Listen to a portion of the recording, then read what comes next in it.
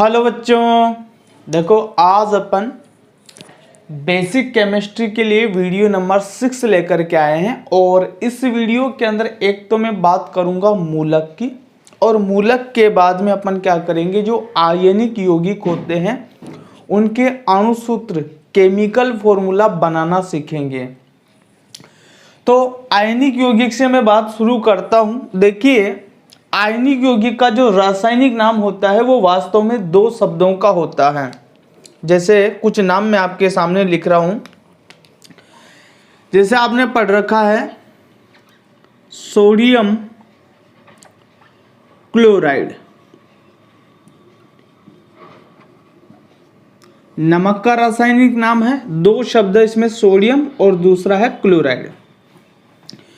ऐसे दूसरा देखो बेरियम सल्फेट, ये भी एक प्रकार का आयनिक यौगिक है और इसके नाम में भी दो शब्द है, बेरियम और सल्फेट। इसी तरीके से और उदाहरण लेवे अपन, तो जैसे मैंने ले लिया कॉपर क्लोराइड, तो इसके नाम में भी दो शब्द है, कॉपर और क्लोराइड। तो देखो वास्तव में होता क्या है कि ये जो नाम है ना, इसके अंदर पाए जाने वाले आयनों के नाम होते हैं। हमें ये पता है कि आयनिक यौगिक के अंदर क्या होते हैं कि दो प्रकार के आयन होते हैं। एक तो होता है धनायन और दूसरा होता है ऋणायन। भाई जो आयनिक यौगिक होता है उसके अंदर क्या होता है, दो विपरीत आवेश युक्त आयनों के मध्य आकर्षण बल लगता है। तो एक तो धनायन होगा और एक ऋणायन होगा, तभी तो एक दूसरे के विपरीत आवेश पाए जाएंगे इनके अंदर। तो विपरीत आवेश युक्त आयन इसके अंदर मौजूद है और इन्हीं आयनों का नाम इसके रासायनिक नाम के रूप में लिखा जाता है। जैसे सोडियम तो यहाँ पर धनायन का नाम होगा और क्लोराइड यहाँ पर क्या होगा, ऋणायन का नाम होगा। बेरियम तो यहाँ पर धनायन का नाम है और सल्फेट यहाँ पर ऋणायन का नाम है। कॉपर तो यहाँ पर धनायन का नाम है और क्लोराइड यहाँ पर किसका नाम है, ऋणायन का नाम है। तो जैसे सोडियम धनायन के लिए लिखूं तो Na+ होता है और क्लोराइड के लिए Cl- होता है। बेरियम के लिए होता है Ba+2 आयन और सल्फेट के लिए होता है SO4- आयन। ऐसे कॉपर के लिए होता है Cu+ आयन और क्लोराइड के लिए होता है Cl- आयन। तो ये जो आयनिक यौगिक है इसके अंदर ये जो आयन मौजूद है, चाहे धनायन हो चाहे ऋणायन हो, ये रासायनिक अभिक्रिया में एक इकाई के रूप में कार्य करते हैं, एक स्वतंत्र इकाई के रूप में कार्य करते हैं। तो आप मूलक बोलते किसे हैं, आवेश युक्त परमाणु या परमाणुओं का समूह जो रासायनिक अभिक्रिया में एक स्वतंत्र इकाई के रूप में कार्य करे, उन्हें अपन क्या बोलते हैं, मूलक बोलते हैं। तो जैसे ये आवेश युक्त परमाणु है सोडियम, ये आवेश युक्त परमाणु है क्लोरीन, ये आवेश युक्त परमाणु है बेरियम, ये आवेश युक्त परमाणु है कॉपर, ये आवेश युक्त परमाणु है क्लोरीन और ये आवेश युक्त परमाणुओं का समूह है। इसमें सल्फर का एक परमाणु और ऑक्सीजन के 4 परमाणु हैं। तो ये आवेश युक्त परमाणुओं का क्या है, समूह है। तो आवेश युक्त परमाणु या परमाणुओं का समूह जो रासायनिक अभिक्रिया में एक स्वतंत्र इकाई के रूप में कार्य करे, उसे ही अपन क्या बोलते हैं, मूलक बोलते हैं। और कोई भी आयनिक यौगिक हो उसके अंदर दो प्रकार के मूलक मौजूद होंगे, एक तो धनायन होगा और एक ऋणायन होगा। तो मूलक क्या होता है, अपने बात समझ में आई कि आयनिक यौगिक होता है उसके अंदर जो आयन है वही क्या कहलाएंगे, मूलक कहलाएंगे। लेकिन इसको अपन परिभाषित कैसे करेंगे कि आवेश युक्त परमाणु या परमाणुओं का समूह जो रासायनिक अभिक्रिया में एक इकाई के रूप में, एक स्वतंत्र इकाई के रूप में कार्य करते हैं, उन्हें ही क्या बोला जाता है, मूलक या रेडिकल्स बोला जाता है। तो हमें क्या करना है, मूलक ही याद करने हैं पहले, उसके बाद में अपन जो आयनिक यौगिक है उनके अणुसूत्र बनाना सीखेंगे इन्हीं मूलकों की सहायता से। तो मूलक की परिभाषा अपने सामने आ गई। क्या बताया हमने, आवेश युक्त परमाणु या परमाणुओं का समूह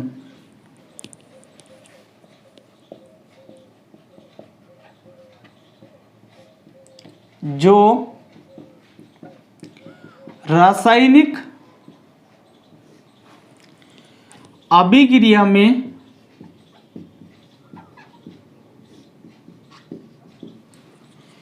एक स्वतंत्र इकाई के रूप में कार्य करते हैं, मूलक कहलाते हैं।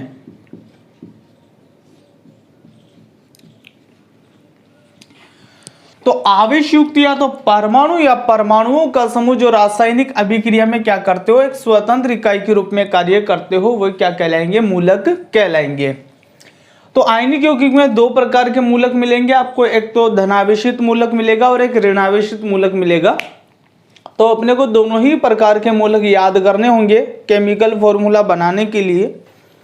तो परिभाषा को आप वीडियो पॉज करके नोट कर लो, फिर मैं पहले तो धनायन मूलक लिखवाऊंगा, फिर ऋणायन मूलक लिखवाऊंगा। तो नोट किया आपने? ठीक है, मैं मिटा रहा हूं इनको।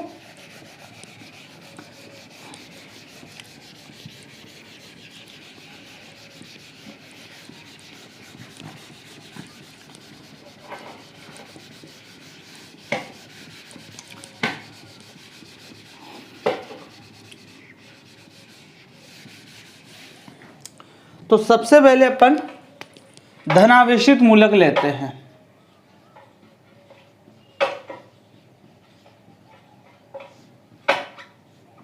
यानी कि ऐसे मूलक जिनके ऊपर केवल क्या विद्यमान है, धनावेश विद्यमान है। तो देखिए, सबसे पहले लिया हमने हाइड्रोजन, और हाइड्रोजन मूलक होता है H+। इसके बाद में अपन लेते हैं सोडियम। सोडियम मूलक होता है Na+। 3 नंबर पे ले लेते हैं अपन पोटेशियम।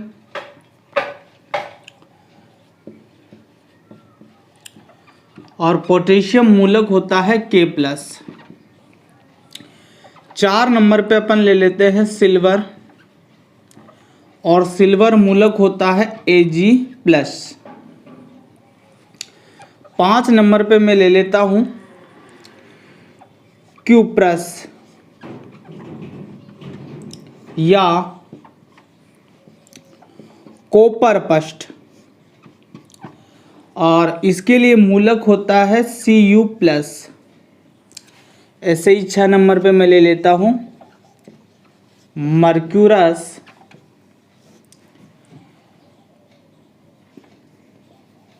या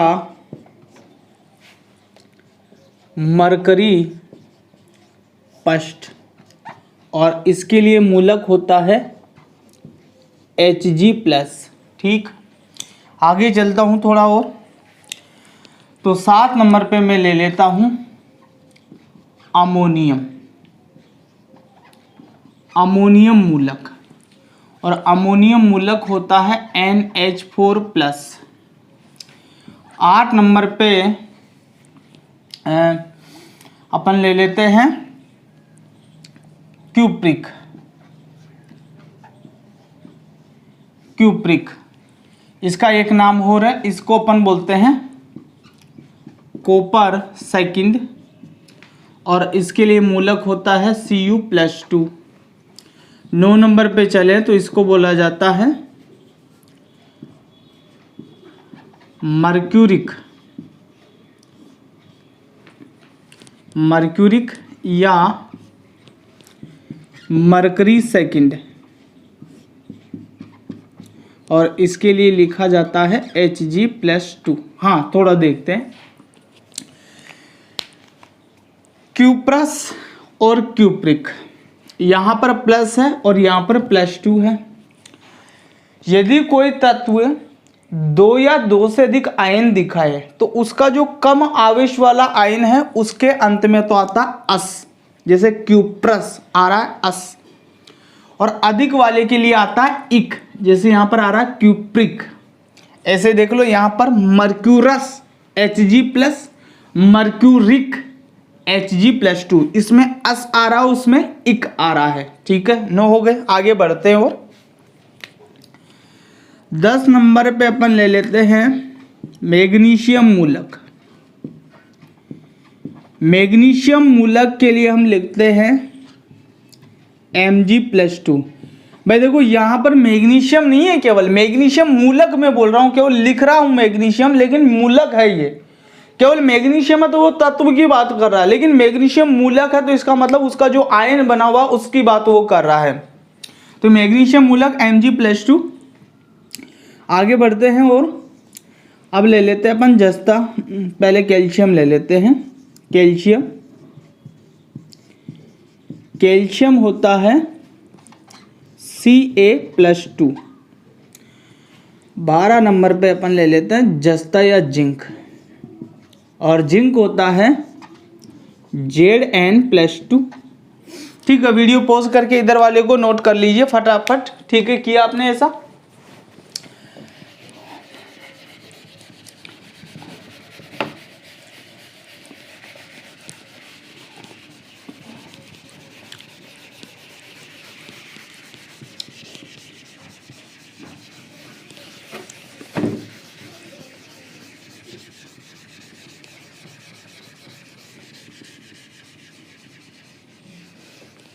हाँ, तो अब देखो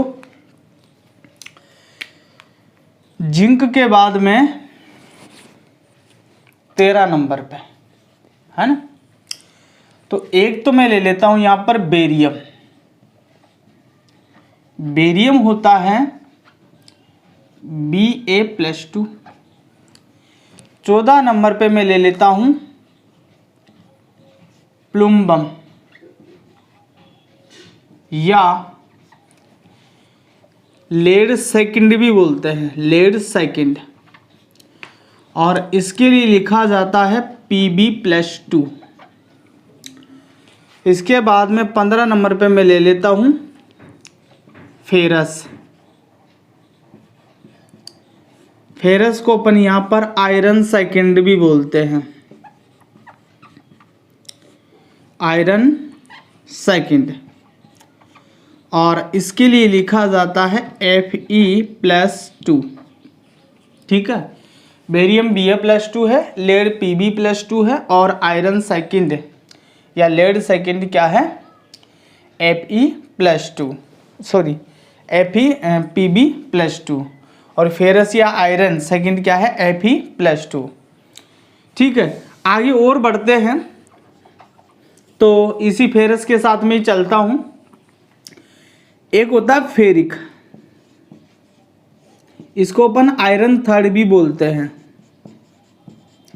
आयरन थर्ड, और इसके लिए होता है Fe+3। देख लो यहाँ पर, इसमें फेरस अस आ रहा है और इसमें फेरिक इक आ रहा है, तो ये कम वाला है और ये अधिक वाला है। ठीक है, और बढ़े आगे। वीडियो को पॉज करके उधर वाले को नोट कर लिया होगा आपने, किया ना?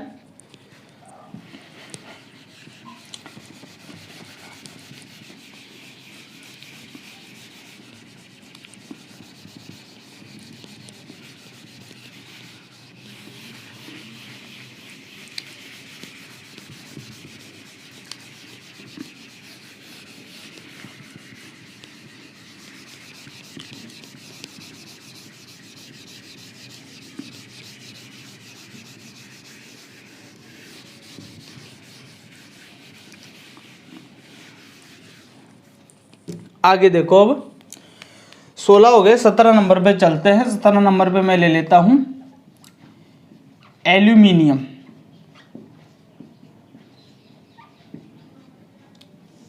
और एल्यूमिनियम होता है Al+3। 18 नंबर पे अपन ले लेते हैं आर्सेनिक। इससे पहले ऐसा करते हैं, क्रोमियम लेते हैं, क्रोमियम, और क्रोमियम जो होता है वो होता है Cr+3। इसके बाद में 19 नंबर पे अपन लेते हैं, एल्यूमिनियम हो गया, क्रोमियम हो गया, यहां से चलते हैं वापस, प्लुम्बिक लेते हैं,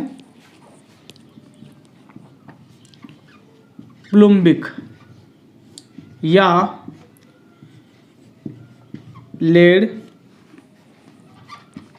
फोर्थ, तो इसके लिए लिखा जाता है Pb+4। ठीक है, और आयरन वाला हो ही गया था।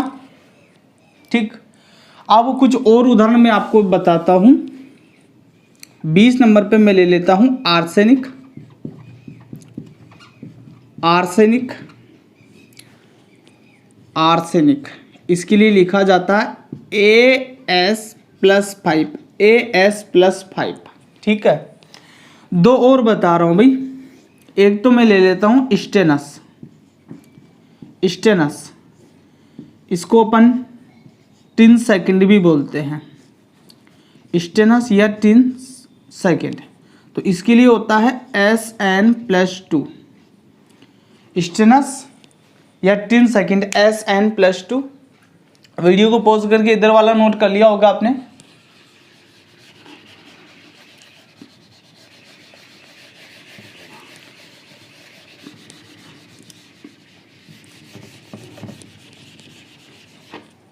अच्छा, 22 नंबर ले लूं। 22 नंबर पे ही स्टेनिक ले लेता हूं। स्टेनिक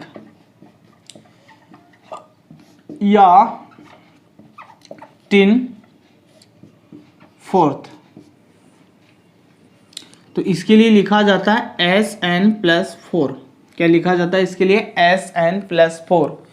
तो ये 22 जो है आपको धनावेशित मूलक याद करने होंगे, अणुसूत्र बनाने में ये काम आएंगे। तो वीडियो को पॉज करके जितना भी आपको कुछ बचा कुचा सबको नोट कर लीजिए, उसके बाद में अपन ऋणावेशित मूलक की बात करेंगे।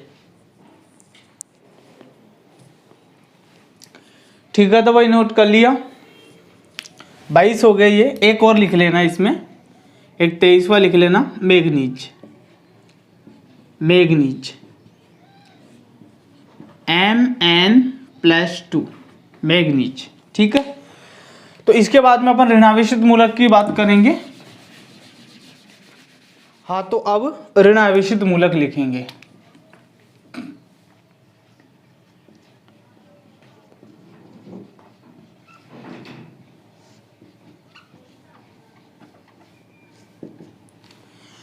तो ऋणावेशित मूलक में चलते अपन। तो सबसे पहले हाइड्राइड। हाइड्राइड को अपन लिखते हैं H- से। हाइड्रोजन मूलक है केवल तो H+ होता है, और हाइड्राइड है तो H- होता है।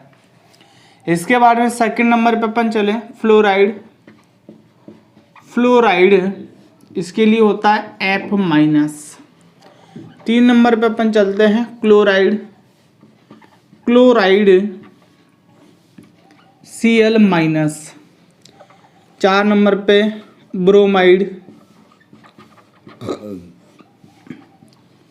Br-। आयोडाइड। आयोडाइड के लिए होता है I-। 6 नंबर पे चलते अपन नाइट्रेट। नाइट्रेट के लिए होता है NO3-। 7 नंबर पे होता है नाइट्राइट। नाइट्राइट इसके लिए होता है NO2-। आगे बढ़ते हैं और तो हाइड्रोक्साइड। हाइड्रोक्साइड इसके लिए होता है OH-। 9 नंबर पे अपन ले लेते हैं परमैंगनेट। परमैंगनेट के लिए होता है MnO4-। 10 नंबर पे अपन ले लेते हैं एल्यूमिनेट। एल्यूमिनेट के लिए होता है AlO2-। हाइड्राइड, फ्लोराइड, ब्रोमाइड हो गया, क्लोराइड हो गया, ब्रोमाइड हो गया, आयोडाइड हो गया, नाइट्रेट हो गया, नाइट्राइट हो गया, हाइड्रोक्साइड, परमैंगनेट, एल्यूमिनेट। और लेते हैं आगे, तो आगे मैं ले लेता हूँ hydrogen carbonate. Hydrogen carbonate, hydrogen carbonate को अपन बाइकार्बोनेट भी कहते हैं, बाइकार्बोनेट। और इसके लिए होता है HCO3 माइनस। ऐसे ही एक होता है हाइड्रोजन सल्फेट, हाइड्रोजन सल्फेट। और इस हाइड्रोजन सल्फेट का ही दूसरा नाम है बाइसल्फेट, बाइसल्फेट। और इसके लिए अपन लिखते हैं HSO4 माइनस। तो वीडियो को पॉज करके इनको नोट कीजिए फटाफट से।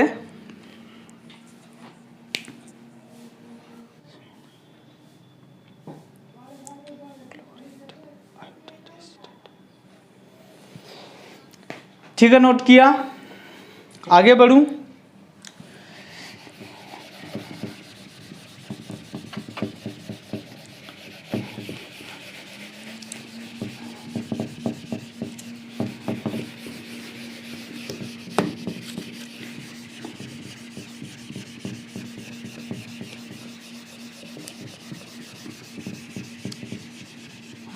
तो देखो इसमें 12 हो गए, 13 नंबर से चलते हैं। तो एक तो अपन लेते हैं साइनाइड। साइनाइड होता है Cn माइनस, ठीक। एक अपन लेते हैं क्लोरेट, क्लोरेट ClO3 माइनस। एक होता है iodate,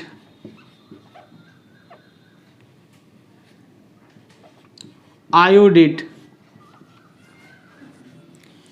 IO3 minus, chlorate, iodate.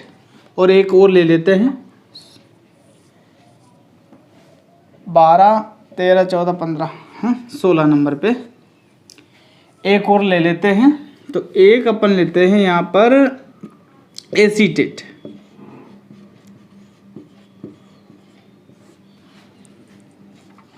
CH3COO minus, ये ठीक है। तो सबके ऊपर क्या बोलो माइनस चार्ज आपको दिख रहा है। कुछ और उदाहरण अपन लेवे तो +2 -2 वाले लेते हैं। अब तो इसमें एक तो ले लेते हैं अपन ऑक्साइड, ऑक्साइड O-2। इसके बाद में 18 नंबर पे अपन ले लेते हैं सल्फाइड, सल्फाइड S-2। 19 नंबर पे अपन ले लेते हैं सल्फेट, सल्फेट होता है SO4-2। उधर वाला तो आपने नोट कर ही लिया था, इसको मिटा रहा हूं मैं।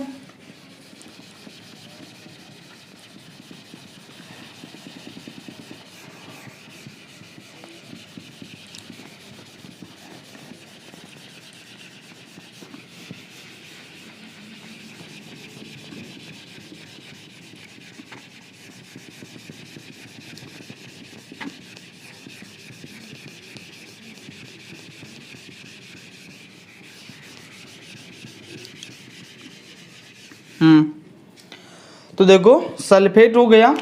20 नंबर पे मैं ले लेता हूं सल्फाइट, सल्फाइट ये होता है SO3-2। देखो फर्क है तीनों में, ये है सल्फाइड S-2, ये है सल्फेट SO4-2 और वो है सल्फाइट SO3-2, सल्फाइट SO3-2। अब 21 नंबर से चलते हैं। तो सल्फाइड के बाद में आगे बढ़े अपन, कार्बोनेट ले लेता हूं मैं, कार्बोनेट CO3-2। इसके बाद में मैं ले लेता हूँ जिंकेट। जिंकेट के लिए होता है ZnO2 -2। अब लेते हैं अपन मैग्नेट आयन। मैग्नेट इसका होता है MnO4 -2। देखो एक आपने पर मैग्नेट पढ़ा था, उसका तो अपन ने पढ़ा था MnO4-। ये पर मैग्नेट है और ये क्या है, मैग्नेट। ठीक है, आगे देखते हैं। तो एक तो मैं ले लेता हूं क्रोमेट आयन।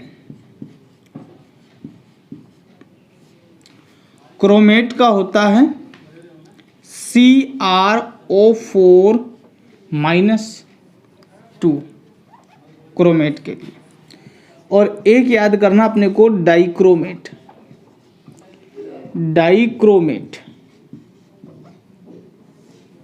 डाइक्रोमेट होता है Cr2O7-2 डाइक्रोमेट। ये क्रोमेट और वो डाइक्रोमेट। ठीक है, क्लोरेट यहां हो गया, आयोडेट यहां हो गया। 3 उदाहरण और बताते हैं ऋणायन मूलकों के।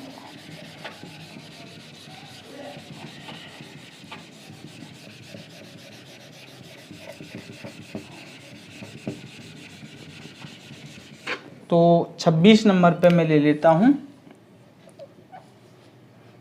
26 है नाइट्राइड। इसका लिखा जाता है N-3। देखो एक फर्क है, समझना बात को। इससे पहले मैंने लिखवाया आपको नाइट्राइट। नाइट्राइट के लिए मैंने लिखवाया है NO2-। ये तो नाइट्राइट है और ये नाइट्राइड है। यहाँ पर फर्क है, ड और ट का फर्क है, नाइट्राइड और नाइट्राइट। ठीक है, कंफ्यूज मत होना दोनों में।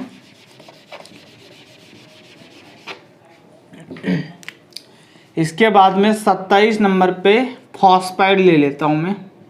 फॉस्फाइड, फॉस्फाइड के लिए होता है P-3 और लास्ट में अपन ले लेते हैं फॉस्फेट।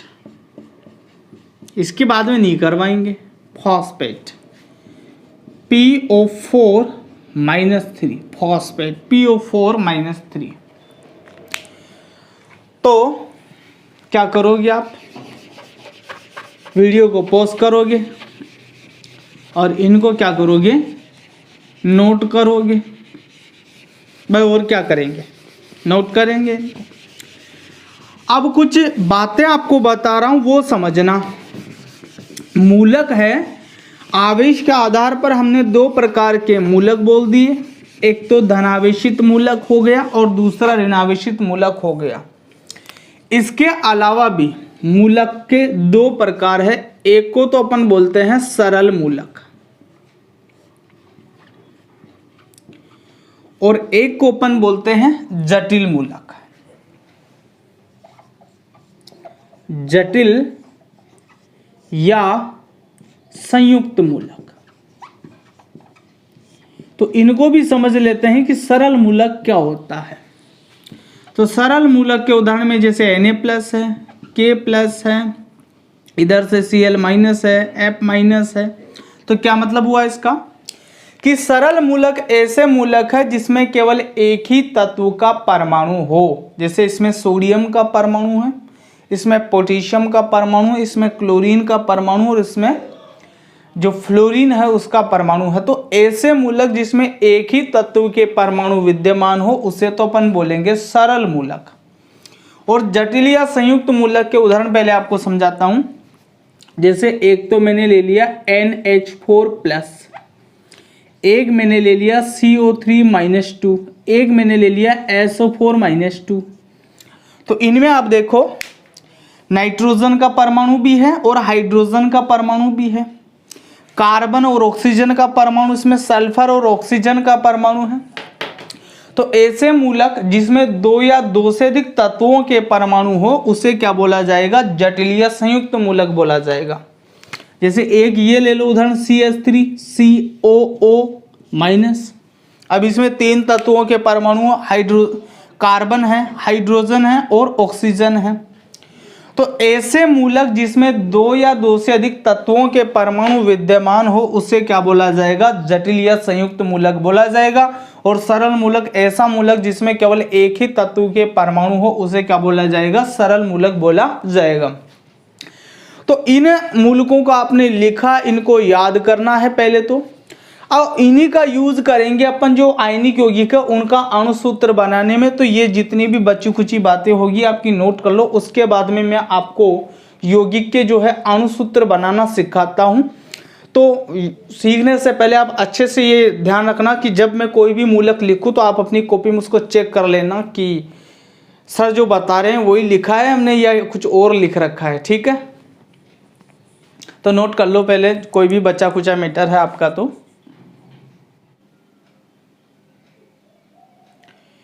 ठीक है भाई, नोट किया सबने?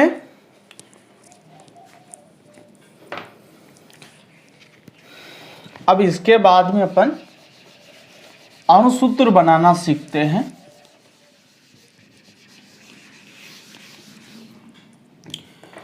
तो अब अपन अणुसूत्र बनाना सीखते हैं।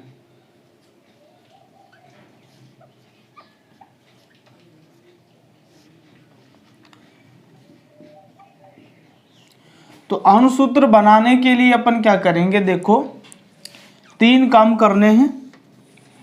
सबसे पहले अपन काम करेंगे संयोजकता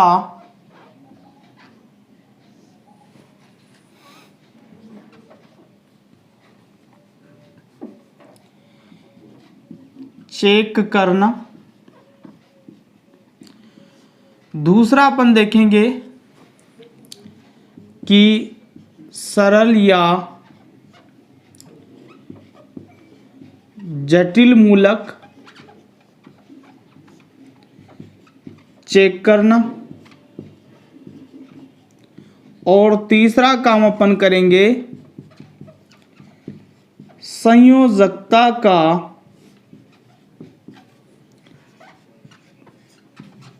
व्युत्क्रम करना। ये 3 काम करने हैं जब भी अपन अणुसूत्र बनाएंगे। तो उदाहरण से समझ में आएगी ये बात। तो कुछ यौगिकों के मैं नाम लिखता हूं पहले और फिर उनके अणुसूत्र बना करके आपको बताऊंगा। तो जैसे मैंने एक तो ले लिया यहां पर कैल्शियम कार्बोनेट। आयनिक यौगिक का 2 शब्दों का इसका नाम बना हुआ। पहला जो शब्द है धनावेशित मूलक का और दूसरा जो शब्द है वो किसका है? ऋण आवेशित मूलक का है। दूसरा मैंने ले लिया मैग्नीशियम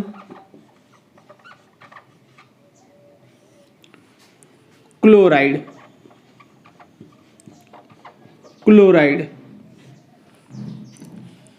तीसरा अपन ले लेते हैं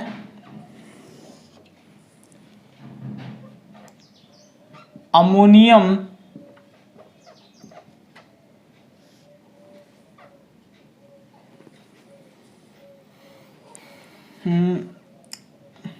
अमोनियम सल्फेट ले लेते हैं। और एक अपन ले लेते हैं एल्यूमिनियम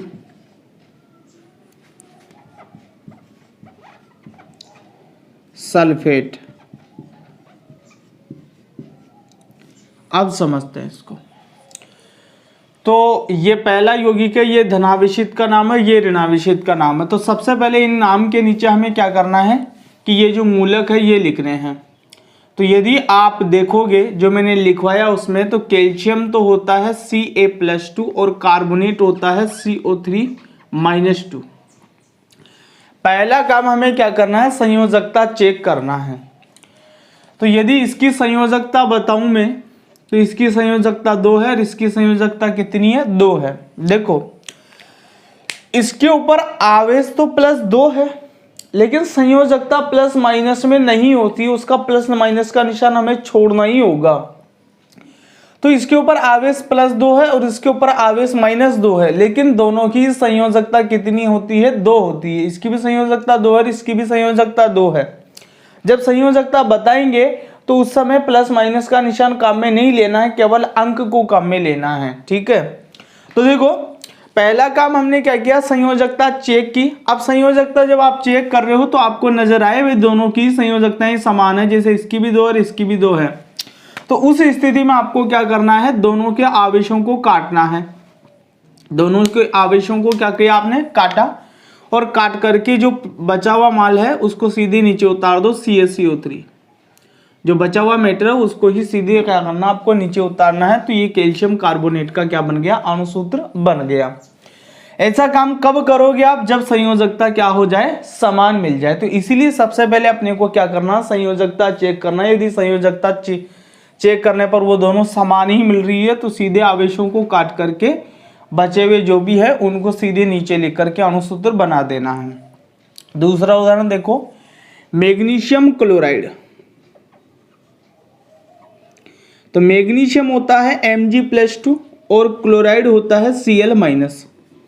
Cl- को Cl-1 लिख सकता हूं मैं, भाई माइनस का मतलब -1 ही तो होता है। अब देखो इसकी संयोजकता और इसकी संयोजकता चेक कर ले मैं पहले। तो इसकी संयोजकता तो कितनी होगी, 2 होगी, और इसकी संयोजकता कितनी होगी, 1 होगी। भाई इसके ऊपर आवेश +2 है और उसके ऊपर आवेश -1 है। तो जब अपन संयोजकता निकालेंगे तो दोनों का जो प्लस माइनस का निशान है उसको छोड़ करके संयोजकता बताएंगे। तो इसकी संयोजकता तो 2 है, इसकी संयोजकता कितनी है, 1 है। हमने संयोजकता चेक की, पहला काम किया हमने, तो हमें पता पड़ गया भाई संयोजकता समान नहीं है। अब जब संयोजकता समान नहीं है तो उस स्थिति में आपको क्या करना है, देखो आवेश को छोड़कर जो प्रतीक है उसको जैसे के जैसे नीचे उतार लो। जैसे इसका +2 आवेश है, इसको छोड़ा मैंने और Mg नीचे ही उतार लिया। इसका -1 आवेश है, इसको छोड़ा मैंने और इसको जैसे के जैसे नीचे उतार लिया। इसके बाद में अपन क्या करते हैं कि सरल मूलक है या जटिल मूलक है ये भी चेक करते हैं। तो जैसे यहाँ पर तो क्या है कि दोनों ही सरल मूलक है, इसमें अकेला मैग्नीशियम तत्व और इसमें अकेला क्लोरीन तत्व है। तो ये सरल मूलक है। जब सरल मूलक रहे तो इनको कोष्टक में बंद नहीं करना होगा, और जब जटिल मूलक आ जाए तो इनको अपन क्या करते हैं, कोष्टक में बंद करते हैं। ये दूसरी स्टेप में जब आप चेक करोगे भाई सरल मूलक है या जटिल मूलक है, तो यदि आपको सरल मूलक नजर आ रहा है तो उसको कोष्टक में नहीं रखोगे, और जब आपको नजर आ जाए भाई ये जटिल मूलक है तो उसको कोष्टक में बंद करना पड़ेगा आपको। तो चूंकि यहाँ सरल मूलक है इसलिए मैंने कोष्टक में बंद नहीं किया। अब इसके बाद में तीसरा स्टेप आपको क्या करना है, संयोजकता का व्युत्क्रम करना है। व्युत्क्रम करने का मतलब ये है कि जो ऋणायन की संयोजकता है 1, उसको तो अपन धनायन के पास में ले आएंगे, और जो धनायन की संयोजकता है 2, उसको अपन ऋणायन के पास में ले जाएंगे। तो इसकी संयोजकता कितनी है, 1 है केवल, -1 नहीं बोलोगे, केवल कितना बोलोगे, 1। तो इसकी संयोजकता को मैं पकड़ करके यहां पर लेके आऊंगा, और इसकी संयोजकता कितनी है, 2 है, +2 नहीं बोलोगे, कितनी बोलोगे, 2। तो इसकी संयोजकता को पकड़ करके मैं यहां ले आऊंगा। तो देखो इसकी ये 1 संयोजकता है, इसको तो अपन पकड़ करके यहां ले गए, और इसकी संयोजकता 2 है, इसको पकड़ करके यहां ले आए। तो हमें अणुसूत्र प्राप्त होगा MgCl2। भाई Mg का 1 है तो 1 लिखने की जरूरत पड़ती नहीं है। तो मैग्नीशियम क्लोराइड का अणुसूत्र क्या बन जाता है, MgCl2। मैग्नीशियम क्लोराइड का अणुसूत्र क्या बन जाता है, MgCl2। इसके बाद में अपन बात करते हैं अमोनियम सल्फेट की। यदि आप ऋणायन वाली सारणी और धनायन वाली सारणी देखें तो अमोनियम तो होता है NH4+ और सल्फेट होता है SO4-2। अमोनियम क्या होता है, NH4+ और सल्फेट क्या होता है, SO4-2। ठीक है, अब देखो कि संयोजकता चेक करनी है पहले तो अपने को। तो इसकी संयोजकता 1 और इसकी संयोजकता 2 है। इसके ऊपर आवेश +1 है, इसके ऊपर आवेश -2 है, लेकिन संयोजकता के लिए हम आवेशों को छोड़ेंगे। तो इसकी संयोजकता 1 और इसकी संयोजकता कितनी है, 2 है। ठीक है, आवेश अलग अलग है, तो इसलिए पहले आवेश छोड़ करके अपन इन दोनों को क्या कर लेंगे, नीचे उतार लेंगे। तो हमने दोनों को क्या किया, इस तरीके से नीचे उतार लिया। इसके बाद में अपने को क्या करना है कि सरल मूलक है या जटिल मूलक है, ये बात चेक करनी है। तो देखते हैं, नाइट्रोजन और हाइड्रोजन दो तत्वों के परमाणु हैं। जब दो या दो से अधिक तत्वों के परमाणु आ जाए तो ऐसा मूलक जटिल मूलक होता है। तो ये जटिल मूलक है। जटिल मूलक को क्या करना है, कोष्टक में बंद करना है। इसको कोष्टक में इसलिए बंद किया जा रहा है ताकि ये सारे परमाणु एक साथ हमें नजर आ जाए, हमें पता रहे भाई ये एक ही मूलक है पूरा मिला करके। इसमें देखो तो सल्फर और ऑक्सीजन दो तत्वों के परमाणु है, तो ये भी जटिल मूलक है। तो इसको क्या करेंगे, कोष्टक के अंदर बंद कर लेंगे। ठीक है, कर लिया ये काम। अब इसके बाद में वही काम करना, संयोजकता का व्युत्क्रम करना है। तो देखो इसकी संयोजकता तो 1 है और इसकी संयोजकता कितनी है, 2 है। तो इसकी संयोजकता को तो पकड़ करके यहां ला देंगे और इसकी संयोजकता को पकड़ करके यहां रखेंगे। व्युत्क्रम करने का मतलब यही है कि जो ऋणायन की संयोजकता वो धनायन के नीचे ले जाओ और जो धनायन की संयोजकता है वो ऋणायन के नीचे ले जाओ। तो यहां पर मैंने लिखा 2 और यहां पर मैंने लिखा 1। तो इसका जो अणु सूत्र है वो बनता है NH4 का होल ट्वाइस। इसको स्क्वायर नहीं बोलेंगे, ये नीचे लगता है, 2 जो है नीचे की ओर लगता है, इसको ट्वाइस बोला जाता है। अब इसके बाद में मैं लिखूं SO4 होल, इसके बाहर 1 है। तो हमने पढ़ रखा है कि 1 लिखने की जरूरत पड़ती ही नहीं है हमें, क्योंकि जहां प्रतीक आ जाता वहीं पर 1 मान लिया जाता, तो इस 1 की हमें जरूरत नहीं है। अब 1 की हमें जरूरत नहीं है। ये जो कोष्टक है इसका महत्व जब तक रहता है जब तक कोष्टक के बाहर कोई अंक लिखा हो। जब कोष्टक के बाहर कोई अंक नहीं है तो इस कोष्टक की भी हमें आवश्यकता नहीं है, तो आप इस कोष्टक को हटा सकते हैं। तो हमें एक बात समझ में आ गई कि यदि जटिल मूलक है और कोष्टक में अपन ने बंद भी कर दिया लेकिन कोष्टक के बाहर 1 है तो वो 1 भी हट जाता है और साथ में अपन कोष्टक को भी क्या कर सकते हैं, हटा सकते हैं। तो इसलिए अमोनियम सल्फेट का अणुसूत्र क्या हो गया, NHSO4 का होल ट्वाइस SO4। क्या हो गया इसका अणुसूत्र, NH4 का होल ट्वाइस SO4। ठीक है, यहां पर एक उदाहरण मैंने लिख रखा था अभी, एल्यूमिनियम सल्फेट।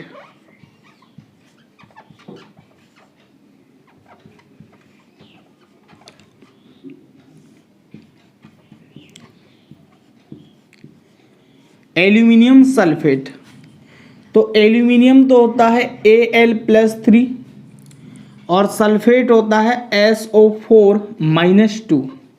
ठीक है, ये मूलक आपको उनमें ही मिलेंगे जो सारणियां मैंने लिखवाई है पहले, जो धनायन और ऋणायन मूलक लिखवा दिए। तो एल्यूमिनियम धनायन मूलक है वो धनायन वालों में मिलेगा और सल्फेट ऋणायन मूलक है तो ऋणायन वालों में मिलेगा वो। अब क्या करना है, सबसे पहले संयोजकता चेक करनी है। संयोजकता चेक करने पर हमने पाया कि संयोजकताएं समान नहीं है। संयोजकता समान नहीं है तो हम क्या कर देंगे, इसके आवेशों को छोड़ करके इनको नीचे उतार लेंगे पहले तो। ठीक है, अब इसके बाद में दूसरा काम हम क्या करेंगे, हमें चेक करना है कि सरल मूलक है या जटिल मूलक है। तो इसमें देखो आप, एल्यूमिनियम का तत्व है ये Al, एल्यूमिनियम अकेला तत्व है तो इसका मतलब ये सरल मूलक है। इसमें देखो सल्फर और ऑक्सीजन दो तत्वों का परमाणु है, इसका मतलब ये जटिल मूलक है। तो जटिल मूलक आया तो इसको हमने क्या किया, कोष्टक के अंदर बंद किया। अब इसके बाद में आपको क्या करना है, संयोजकता का व्युत्क्रम करना है। तो संयोजकता का व्युत्क्रम करने के लिए क्या करेंगे, इसकी 2 संयोजकता है और इसकी 3 संयोजकता है। तो ये जो 3 वाली संयोजकता है इसको तो मैं यहाँ ले जाऊंगा और ये 2 वाली संयोजकता है इसको मैं यहाँ ले आऊंगा। तो यहाँ तो 2 लिखा और यहाँ 3 लिखा, तो अणुसूत्र हमारा बनेगा Al2SO4 का होल थ्राइस। Al2SO4 का होल थ्राइस। ठीक है, बात समझ में आई कि कैसे अणुसूत्र बनाना है। वीडियो को पॉज करके इनको नोट करो, कुछ और उदाहरण लेंगे फिर। ठीक है, नोट किया।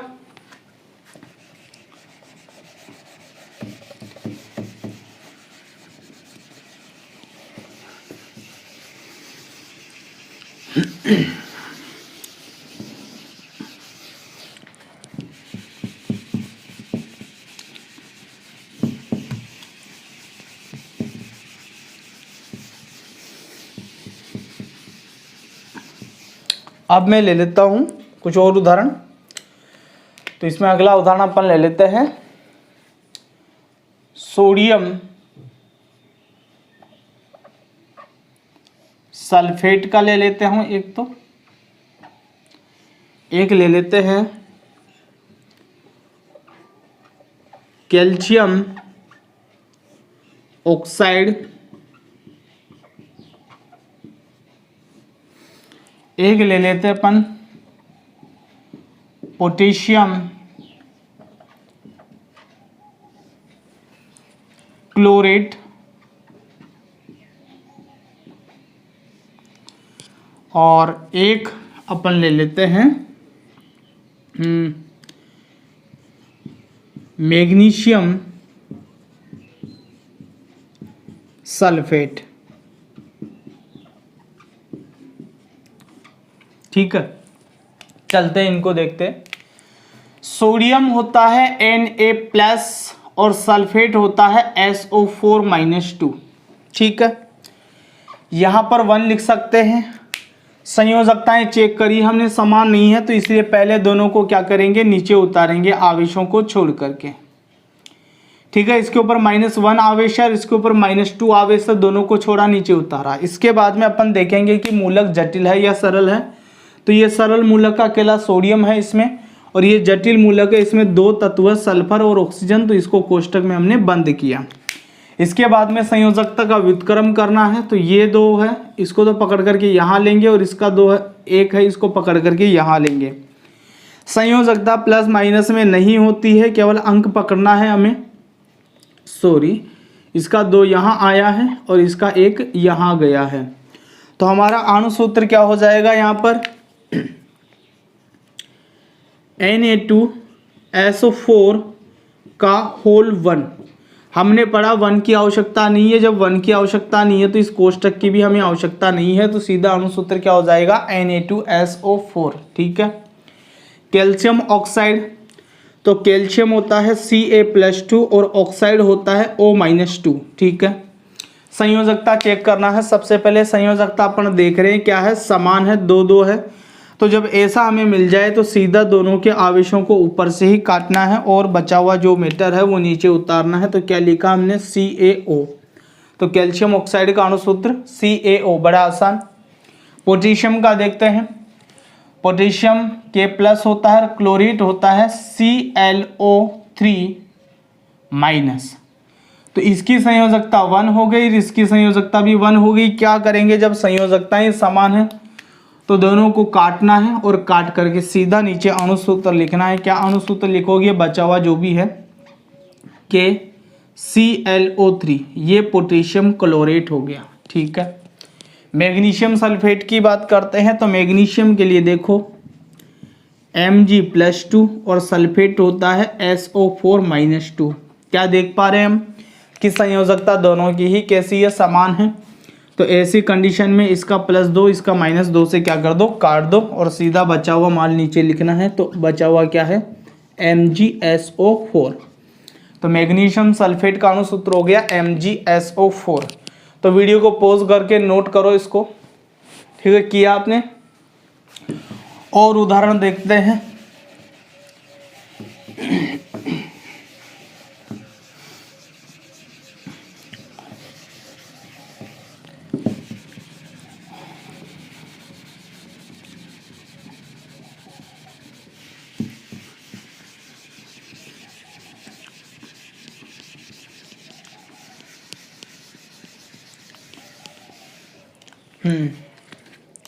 तो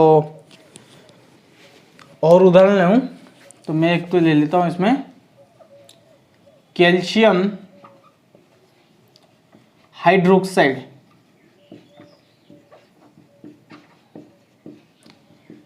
कैल्शियम हाइड्रोक्साइड।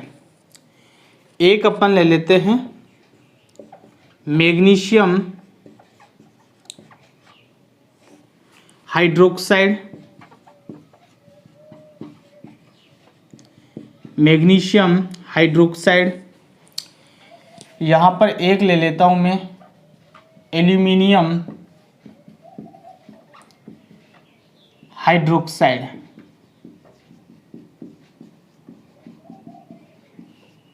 एल्यूमिनियम हाइड्रोक्साइड,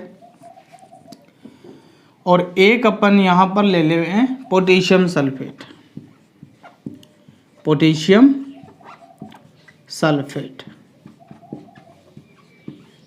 ठीक है, चलो इनको हल करते हैं। कैल्शियम होता है Ca+2 और हाइड्रोक्साइड जो आयन होता है वो OH-, तो इसको OH-1 लिखा जा सकता है। संयोजकता चेक की सबसे पहले, संयोजकताएं कैसी आ रही है, अलग अलग आ रही है। जब संयोजकताएं अलग आ रही है तो आवेशों को छोड़ करके दोनों को जैसे कि जैसे क्या करना है, नीचे उतारना है। अब जटिल मूलक सरल मूलक देखें तो ये तो अकेला कैल्शियम है, लेकिन इसमें दो है ऑक्सीजन और हाइड्रोजन, तो इसको क्या करेंगे हम कोष्टक के अंदर बंद कर लेंगे। अब इसके बाद में आपको करना है संयोजकता का व्युत्क्रम, तो यहाँ पर तो आ जाएगा, यहाँ पर आ जाएगा 1 और इसका व्युत्क्रम करने पर यहाँ पर आ जाएगा 2। तो हमारा जो अणुसूत्र बनेगा वो क्या बनेगा, CaOH का होल ट्वाइस। भाई 1 लिखने की आवश्यकता नहीं है, OH के बाहर 2 लगा हुआ है, तो अणुसूत्र हो गया CaOH का होल ट्वाइस कैल्शियम हाइड्रोक्साइड का अणुसूत्र। ऐसे मैग्नीशियम हाइड्रोक्साइड के लिए देख लेते हैं, तो ये हो गया Mg+2 और हाइड्रोक्साइड हो गया OH-। ठीक है, इसको -1 लिख दूं। अब संयोजकताएं समान नहीं है तो पहले इसको नीचे उतार लेंगे, हमने उतारा। हम जटिल सरल मूलक चेक करें तो ये जटिल मूलक निकलेगा अपना, और ये सरल मूलक है, इसमें अकेला मैग्नीशियम का परमाणु, इसमें ऑक्सीजन और हाइड्रोजन 2 तत्वों के हैं। तो इसका जो 1 है वो तो यहाँ ले गए हम, और इसका जो 2 है उसको यहाँ ले गए हम। तो हमारा अणुसूत्र क्या बन जाएगा यहाँ पर, MgOH का होल ट्वाइस। इस 1 को लिखने की आवश्यकता नहीं है, और इसको क्या पढ़ोगे, ट्वाइस, MgOH का होल ट्वाइस। ठीक है, आगे चलते हैं एल्यूमिनियम हाइड्रोक्साइड की तरफ। तो एल्यूमिनियम के लिए होता है Al+3 और हाइड्रोक्साइड के लिए होता है OH-। ठीक है, संयोजकताएं चेक करी हमने, देख लिया अलग अलग आ रही है, तो इसलिए अपन क्या करेंगे, पहले दोनों को नीचे उतार लेंगे। अब इसके बाद में सरल जटिल मूलक चेक कर लेंगे, तो ये सरल मूलक का अकेला एल्यूमिनियम और इसमें 2 तत्व के परमाणु हैं, ऑक्सीजन और हाइड्रोजन, तो ये कौन सा मूलक हो जाएगा, जटिल। तो इसको कोष्टक में बंद कर लेंगे।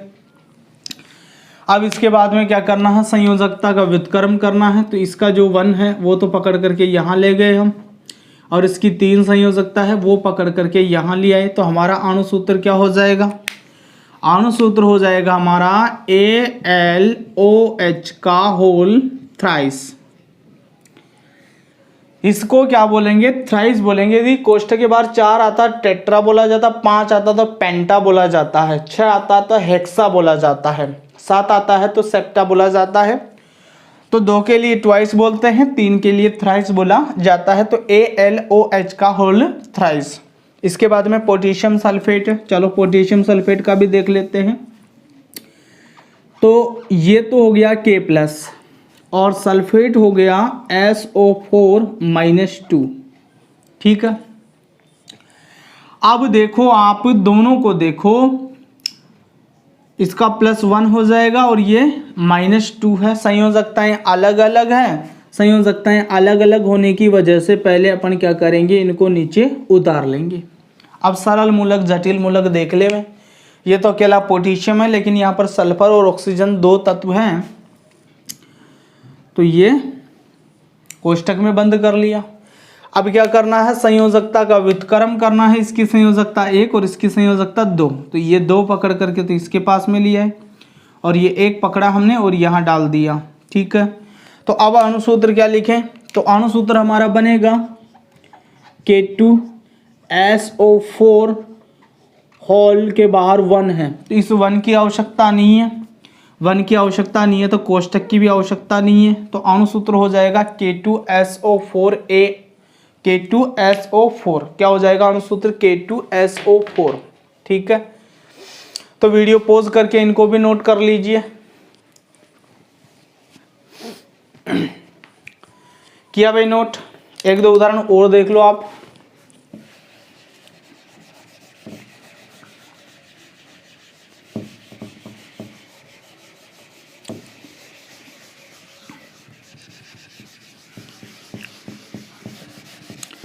एक उदाहरण मैं आपको दे देता हूं और सोडियम जिंकेट का। सोडियम जिंकेट, ठीक है। तो सोडियम तो होता है Na+ और जिंकेट होता है ZnO2-2, ठीक। इसकी संयोजकता 1 है, इसकी संयोजकता 2 है। संयोजकता अलग है, इसलिए पहले क्या कर ले में, नीचे उतार ले में इनको, ठीक है। अब जटिल मूलक देख लेते हैं। ये तो अकेला सोडियम है और ये क्या है, जिंक और ऑक्सीजन 2 तत्व के परमाणु है, तो ये जटिल मूलक है। कोष्टक में बंद कर लिया। अब इसके बाद में इसकी संयोजकता 2 है, इसको पकड़ करके हमने इसके पास में डाल दिया। इसकी संयोजकता 1 है, इसको पकड़ करके इसके पास में डाल दिया। तो अणु सूत्र क्या बन जाएगा अपना, Na2ZnO2। कोष्टक के बाहर 1 है तो हमें 1 की आवश्यकता नहीं है, साथ में कोष्टक की भी आवश्यकता नहीं है, तो सीधा अणु सूत्र क्या हो जाएगा, Na2ZnO2। ये हो गया सोडियम जिंकेट, ठीक है। तो बच्चों आज के वीडियो में इतना ही, नेक्स्ट वीडियो में मिलेंगे। लेकिन वीडियो से पहले एक चीज़ बता दूं आपको, अभी मैं कुछ सवाल आपको देख करके जाऊंगा अणुसूत्र बनाने के, तो उनके अणुसूत्र आपको बनाने हैं और कमेंट में लिखना है फिर उनका आंसर, ठीक है बच्चों। ठीक है, तो मिलते हैं फिर नेक्स्ट वीडियो में, तब तक के लिए ऑल द बेस्ट।